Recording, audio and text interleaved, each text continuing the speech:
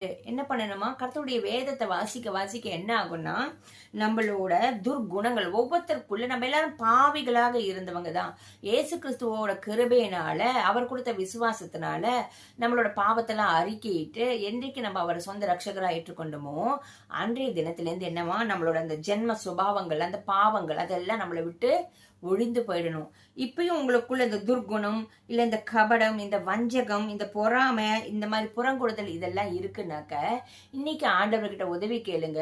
நீங்க வேதத்தை வாசிக்க வாசிக்க என்ன ஆகும்னாக்க, நம்ம எப்பவும் குளிக்கரிச்சே நம்மளுக்குள்ள எப்படி ஒரு கிளென்ஸ் வருதோ, நம்ம பாடியில பிசிக்கலா ஒரு கிளென்ஸ் வருது இல்லையா, அது மாதிரி வேதத்தை வாசிக்க வாசிக்க நம்மளோட ஆவி ஆத்மா சிந்த சரீரத்துல ஒரு கிளென்ஸ் உண்டாகும்.